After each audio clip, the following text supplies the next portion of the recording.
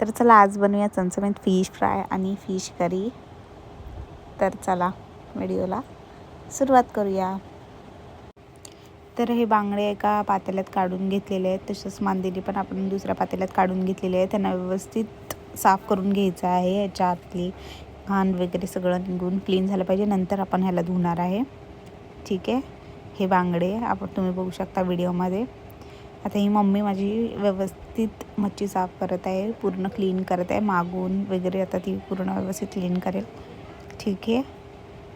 आता ह्याच्यानंतर आपण वॉश करून घ्यायचं ह्याला आणि वॉश केल्यानंतर आपण त्याच्यामध्ये टाकणार आहे कोकम, मीठ. ठीक आहे. हे जे भाजायचं जे आहे ना त्याच्यामध्ये आपण कोकम आणि मीठ टाकणार आहे फक्त.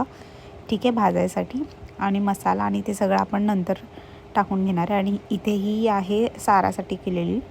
तर हे व्यवस्थित आपण बघा ह्याला मसाला वगैरे सगळे लावलेला आहे, मॅरिनेशनसाठी ठेवलेलं आहे आपण ह्याला. ठीक आहे. मसाला, मीठ, मालवणी मसाला हे असं फ्राय केलेलं आहे. याला रव्यामध्ये उलटून पालटून आपण फ्राय करायला टाकलेलं आहे. हे बांगडे आहेत. ठीक आहे. आणि हा मांदेलीचा रस्सा आहे. मांदेलीच्या रस्स्यामध्ये आपण मालवणी मसाला आणि बाकी सगळे इन्ग्रेडियंट्स टाकलेले आहेत. ठीक आहे. हे तुम्ही बघू शकता. मांदेली पण शिजलेली आहे व्यवस्थित. ठीक आहे.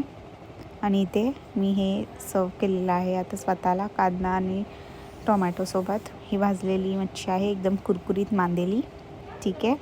आणि भातावरती मी फक्त रस्सा घेतलेला आहे कारण मला असं त्याच्यातली मांदेली आवडत नाही.